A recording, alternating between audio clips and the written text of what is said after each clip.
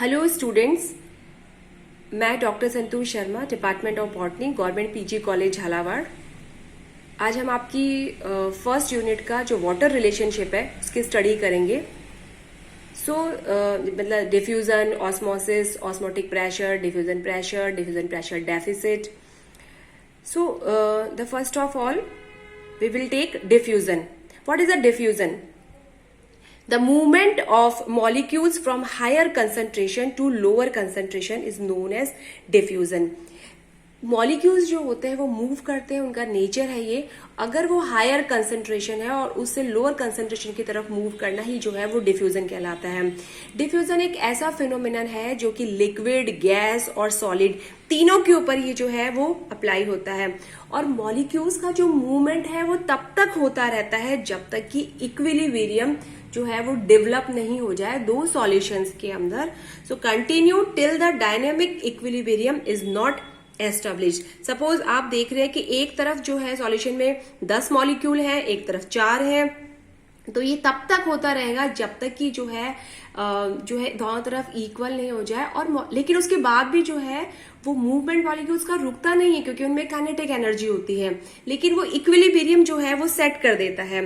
And this movement जो है वो बिकॉज ऑफ काइनेटिक एनर्जी है जो मॉलिक्यूल्स के अंदर प्रेजेंट होती है, विच इज रिस्पॉन्सिबल। डिफ्यूजन के दौरान जो मूवमेंट होता है मॉलिक्यूल्स का वो सभी डायरेक्शंस के अंदर होता है। ऐसा नहीं है कि वो किसी एक स्पेसिफिक डायरेक्शन के अंदर होता है, वो रैंडम होता है। जहां जहां स्पेस होगा वहां वहां वो मूवमेंट होगा। फॉर एग्जाम्पल, अगर आपने रूम के अंदर कोने में जो है परफ्यूम की बॉटल खोल दी है, तो अगर आपने वहां पे खोली है तो पूरे कमरे में धीरे धीरे करके वो फैल जाएगी। रैंडमली जो है वो मॉलिक्यूल्स का मूवमेंट होगा। और एक जो मॉलिक्यूल है उसका जो मूवमेंट हो रहा है वो दूसरे मॉलिक्यूल के मूवमेंट से पूरी तरह से वो इंडिपेंडेंट होगा, उसका कोई लेना देना नहीं होगा। वो अपनी तरह से मूव करेगा और जो है वो दूसरी तरफ से मूव करेगा। सो मूवमेंट यानी direction of diffusion is independent of the movement of other molecules. जो रेट है, रेट ऑफ डिफ्यूजन की उसकी जो दर क्या होती है, विसरण की जो दर है, rate of diffusion of molecule is dependent upon their kinetic energy, their size, the density of medium through which they move and the gradient of concentration over which they diffuse. Means जो diffusion की जो rate होती है कि वो molecules की जो कितनी तेजी से जो है वो मूव करेंगे, कितनी तेजी से जो है वो विसरण जो होगा, ये डिपेंड करेगा कि मॉलिक्यूल्स जो है उनका मॉलिक्यूलर वेट क्या है, उनका साइज कैसी, उनकी डेंसिटी और जिस मीडियम में वो मूव कर रहे हैं उसकी कंसंट्रेशन को। एक तो वाटर मॉलिक्यूल है, बहुत तेजी से करेंगे, लेकिन ऐसा सॉल्यूशन है जिसके अंदर की जिसकी विस्कोसिटी बहुत हाई है, तो उनका जो मूवमेंट होगा मॉलिक्यूल्स का डेफिनेटली वो स्लो होगा। तो ये डिपेंड करता है कि इन सारे फैक्टर्स के ऊपर जो है वो डिपेंड करता है।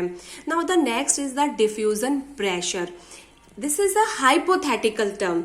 मतलब ये क्या है, एक पोटेंशियल एबिलिटी है मॉलिक्यूल्स की to diffuse from higher concentration to low concentration.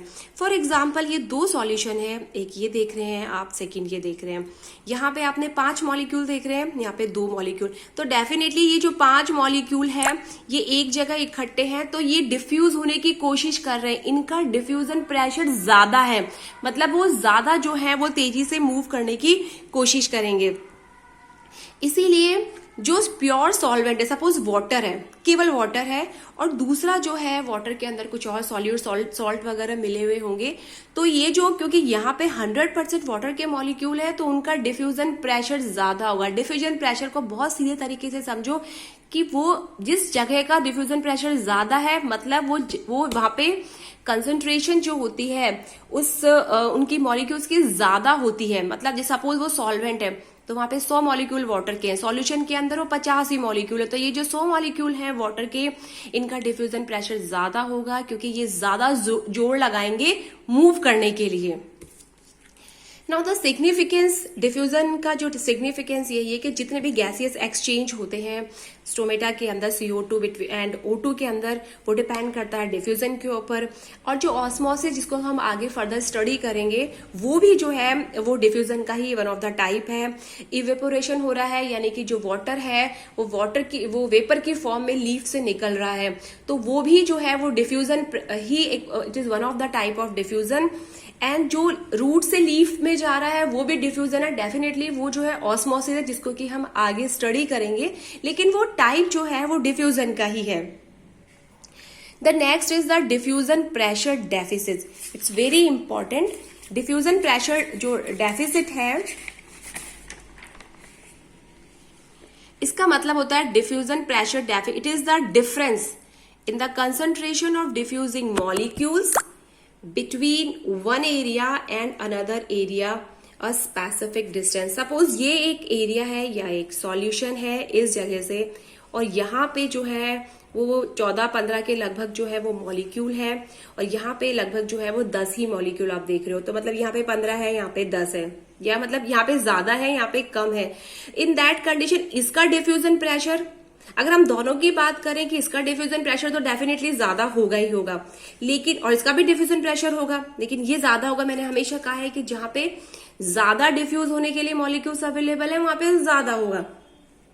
तो इन दोनों के जो डिफ्यूजन प्रेशर जो लग रहा है, इसका जो लग रहा है, इसका जो लग रहा है, और इसमें जो हम अगर हम दोनों को माइनस करें, इन दोनों में जो डिफरेंस है that is known as diffusion pressure deficit.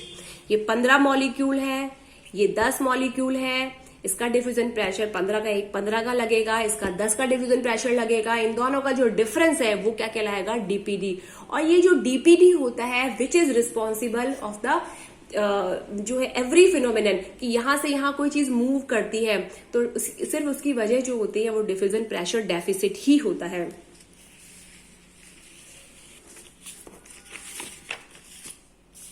The next is the osmosis. जैसा कि मैंने पहले भी कहा है कि डिफ्यूजन का वन ऑफ द टाइप है ऑस्मोसिस, और ये जो टर्म है osmosis which is given by Nollet ने दी है। यहाँ पे अगर डिफ्यूजन वाटर में हो रहा है, मैंने कहा डिफ्यूजन गैस में, लिक्विड में, जो है सॉलिड में, तीनों फेजेस में होता है, लेकिन अगर ये वाटर में हो रहा है तब हम जो टर्म यूज करेंगे वो करेंगे हम osmosis. Movement of water molecules from higher concentration to lower concentration through semi permeable membrane. यहाँ हमेशा याद रखना, जो चीज आपको याद रखनी है वो है वाटर मॉलिक्यूल्स, जो मूवमेंट हो रहा है वो वाटर मॉलिक्यूल्स का हो रहा है इन अ ऑस्मोसिस। तो जो बुक्स में डेफिनेशंस देते हैं उसमें बच्चे बहुत कंफ्यूज हो जाते हैं कि कई बार वो लोअर से हायर करते हैं। आपको हमेशा जब डेफिनेशन बोलेंगे तो आपको ध्यान रखना है कि movement of water molecule from higher to lower through semi permeable membrane.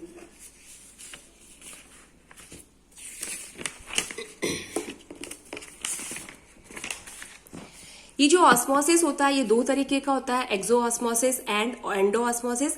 Exo osmosis में क्या होता है कि सपोज हम, क्योंकि हम ये सब लिविंग सेल्स में बात कर रहे हैं, प्लांट सेल्स के अंदर बात कर रहे हैं, तो दो अगर सेल्स हैं, सपोज ये एक सेल है, इसके चारों तरफ जो है वो वाटर है, और ये एक सेल है, तो अगर ये जो सेल है इसके अंदर अगर इसकी कंसंट्रेशन मतलब सॉल्यूट की कंसंट्रेशन यहाँ पे ज्यादा है और यहाँ पे जो है वो सॉल्यूट की कंसंट्रेशन कम है, तो वाटर कहाँ, वाटर के मॉलिक्यूल डेफिनेटली इसमें ज्यादा हो जाएंगे क्योंकि यहाँ पे सॉल्यूट की कंसंट्रेशन कम है। तो वाटर जो है वो बाहर से अंदर की तरफ मूव करेंगे, बाहर जो है से अंदर की तरफ। The water moves into the cell during the osmosis and that process is known as a endo osmosis.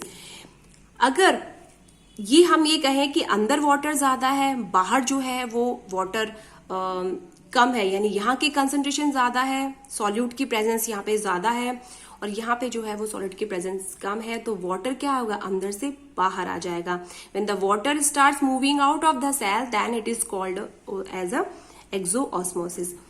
Permeability जो होती है एक डिग्री होती है मूवमेंट की, कि परमिएबिलिटी जो डिग्री ऑफ मॉलिक्यूल्स है, गैसेस, लिक्विड एंड डिजॉल्व जो सब्सटेंसेस होते हैं थ्रू अ मेम्ब्रेन।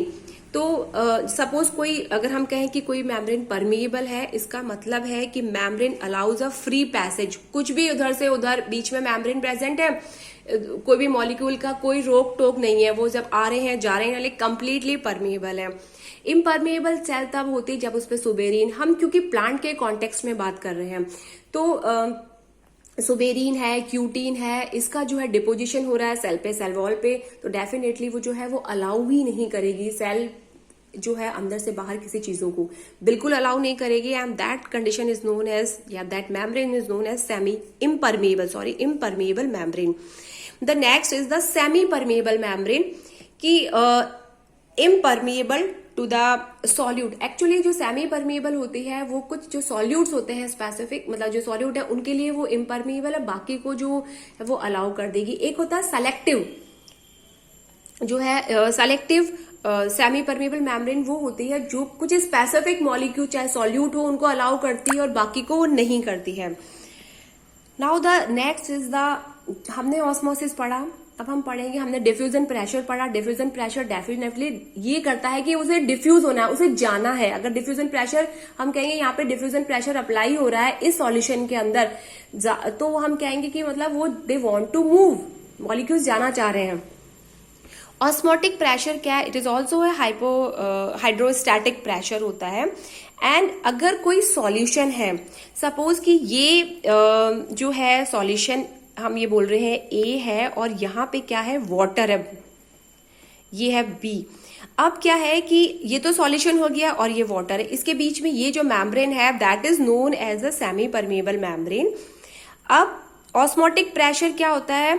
इसका मतलब है इस सॉल्यूशन के, हमेशा सॉल्यूशन के ऊपर अप्लाई होता है ऑस्मोटिक प्रेशर।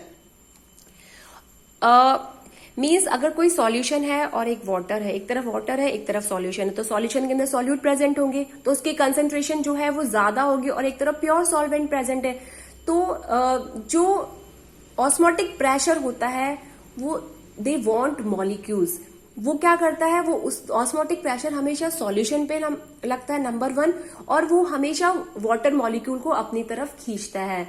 जैसे कि रूट है, उसका ऑस्मोटिक प्रेशर बहुत कम है और लीफ का ज्यादा है ऑस्मोटिक प्रेशर, क्योंकि रूट के पास तो पानी ज्यादा है, वाटर ज्यादा है, और वहां ऊपर जो है वो डेफिनेटली सॉल्यूशन है, वो क्योंकि वहां पे सॉल्यूट है तो वो पानी क्या है, जो बिल्कुल लो ऑस्मोटिक प्रेशर से हाई ऑस्मोटिक प्रेशर की तरफ मूव करता है। मतलब ऑस्मोटिक प्रेशर हमेशा सॉल्यूशन पे लगता है, ये याद रखना, वो सॉल्वेंट पे कभी अप्लाई नहीं होता, और वो उसकी हमेशा एक ही टेंडेंसी होती है अपनी तरफ वाटर मॉलिक्यूल्स को अट्रैक्ट करने की।